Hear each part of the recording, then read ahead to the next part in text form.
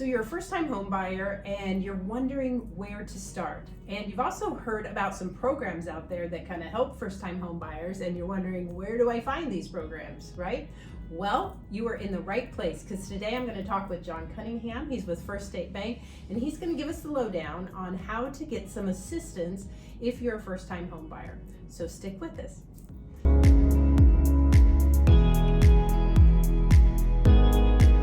My name is Julie Spaulding. I sell real estate with in the Kansas City market with Better Homes and Gardens, Kansas City Homes, lots of Kansas cities. Thanks for having me, Julie. I'm You excited betcha. to talk about some of these great benefits that we have at our bank. So Yeah, I think you're going to find this very interesting. So, John, I would like for you first to tell us about first-time home buyers and that definition, because I think some of you are going to be surprised at what actually constitutes a first-time home buyer. yeah, if we pose the question, what is a first-time home buyer, it's definitely going to surprise you, because it's actually an individual that has not had any residential ownership in a property, jointly or solely, for the past 3 years. So that actually opens up a bigger audience for us. If you've owned a home 10 years ago, but you've been renting for the past 3 years, then you're considered a first-time home buyer. Right. And several people that watch the videos are moving to Kansas City or relocating, or maybe you relocated here a few years ago, you started to rent, you weren't sure where to live, and it's been 3 years since you've owned anything. You can go back to first-time homeowner status, and be eligible for some of these programs. Yeah, and just to open it up a little bit more, there's a caveat with that definition as well that states that a displaced homemaker or a single parent, maybe they recently just went through a divorce, they are also considered a first-time home buyer once they are out of that marriage or whatever the case may be, and no longer have that joint ownership with their ex-partner. Right. So more people can be first-time home buyers than maybe you think. Yeah, I like absolutely. that. I like that. So again, he's with First State Bank, and they have some really great programs. They're local here in Kansas City. So give me just an idea of what these programs are. Yeah, there's a couple that we have a multitude of them, but there's a couple that I kind of just jump to first and foremost because I think they're the best. And that is Fannie Mae's Home Ready program and Freddie Mac's Home Possible program. Both are super similar in all aspects. They're both just really affordable solutions for first-time home buyers. However, you don't have to be a first-time home buyer. Okay. You can also be a move-up borrower or a retiree. But for the sake of this video, first-time home buyers, this is a great program. Honest. Awesome. And so honest. And honest. We're both. We're awesome and honest. So, tell me some of the benefits of this program. There's these two primary ones that you're talking about. What is that going to offer the first-time home buyer when they look into these? Sure. Well, one of the very first questions I always get or comments is about rates. What are rates today? How can I get a lower rate? Well, this is how you can get a lower rate, because this comes with discounted interest rates, which is amazing. And they're pretty significantly different than what the standard market rate might be. So along with that, coupled with that, is discounted monthly mortgage insurance. So if you don't have 20% or more to put down, you're going to be subject to mortgage insurance. Right. So some of you might hear that as PMI. That's kind of what it's called sometimes, or Absolutely. just MI, mortgage insurance. Mm-hmm. And so anybody who's not putting 20% down is going to have some type of additional payment on a monthly basis. Exactly. And I think it helps us, both the interest rate and mortgage insurance, if we can discount that, it helps increase purchase power on your end when you're shopping, and also helps us with qualifying purposes for underwriting, and also is more comfortable for the buyer financially, which is really what we're both here for. So Right. It's a huge benefit. Yeah, definitely. So these different programs, like all programs, they have some parameters and ways that you fit into, the program. Mm-hmm. So what are some of the parameters of these two? There's an income limit that you have to be, in the middle of. So what it is based off of is the area median income, and it happens to be 80% of the area median income. And this is determined by county, so you always want to look it up, or I will always look it up and confirm that we're within that limit. So if we're looking at Johnson County or Jackson County, 80% of that area median income is $77,840. So that's kind of the top. The 77,000 Yep. is the limit. That you can't, as an earner, make more than that. And a lot of programs are household income, like where you have to combine if you have two people or spouses, combined income. But this one's different than that, right? Yeah, exactly. You know, these programs are set up for low to moderate income earners, but it's really about qualifying income versus household, like you were talking about. There's a big difference to that. So if you've got a spouse on the loan and together you guys make six figures, but alone you make, $60,000, then we can just use your income if you still qualify and not your spouse's income, and you still fit the parameters. Yeah, that's a great way to kind of fit that in there. Exactly. So one of the biggest kind of struggles that first-time home buyers have is that down payment.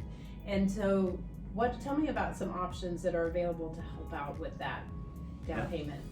One of the other benefits I forgot to mention earlier was this program allows you to put down, both these programs allow you to put down 3%, which is very minimal. However, it's also kind of a tough time economically. So, maybe you can't save up, on a $200,000 home, $6,000. Maybe your parents can't gift you, a down payment.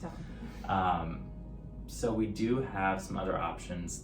The first two I would probably jump to before even looking at Home Possible or Home Ready programs is this property USDA eligible, and are they a VA buyer? So, and why are those two important? Well, these are both truly the two 100% financed programs and loan types. So you're not coming in putting anything down.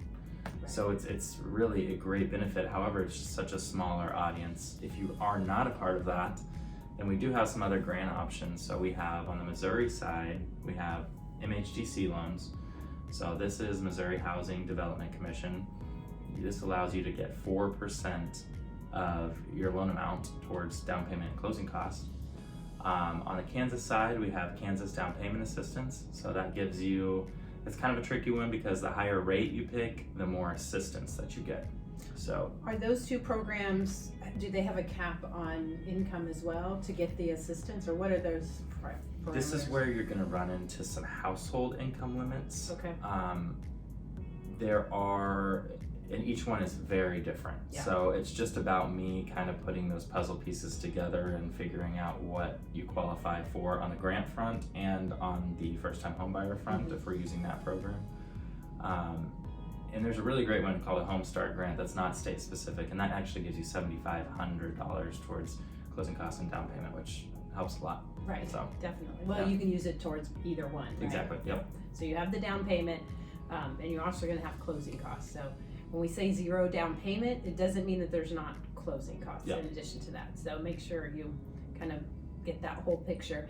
And one of the reasons I think it's so important to work with a local lender, somebody that you trust, somebody that you can actually sit down with and go over the different scenarios, go over the numbers, is because they're able to take your situation and look at these different programs and put them all together. Sometimes when you are looking online or you see this incredible rate that's advertised, there's tiny print on the bottom that is really only for certain people that meet all of these other requirements. So just tell me, what do you feel like is the important part about, talking to a lender that's maybe not one of these large online companies that are kind of, they're not false advertising, but has some stipulations, right? Yeah, absolutely. And like you said, these larger online ones, there's some fine print. And if you're a first-time home buyer, you're not quite sure what you're looking for on those estimates. There's numbers, there's itemized lines, there's it can be very confusing. And sometimes you're paying for that low rate. So you might have a 6% rate, but you're probably paying thousands of dollars that's worked into the closing costs that you're just not aware of. So it's always important to have, another lender take a look to make sure you're not missing anything and that you are being told everything up front. But other things, we hear that, rates are, so low today, rates are lower today, but it also depends on the entire situation that the borrower brings to the table. So how much are they putting down? What's their credit score? Is it 800 or is it 600? Right. So It does make a difference yes, on your loan and, yes. and the interest rate. And that's what is kind of a great thing about the Home Ready and Home Possible products is you get that discounted interest rate, and they don't really take into account there is a credit score limit, of course, but if you have a lower credit score or you're not putting as much down, you still get an incredibly low rate. You're not subject to those pricing adjustments as a standard rate might be or a standard program might be. So Okay, great. Well, as you can see, there are a lot of things that go into these loans. It's a whole package. It takes into account, like he said, the entire scope of what's going on with the buyer and the market and the different products. So if you have questions, give myself a call or John a call. We'd be happy to go over those numbers with you. And we also have a sheet down in the description that will kind of talk about some of these programs. yeah, we'll touch base on some of the grant programs, also some of the Home Possible versus Home Ready. Okay. We'll probably just choose one of those because they are very similar, but it'll give you kind of all the requirements of the grant. You'll see some income limits. It's really good. Great.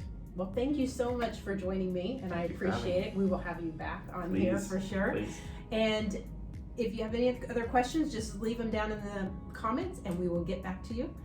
Thanks for watching. And remember, you deserve to love where you live.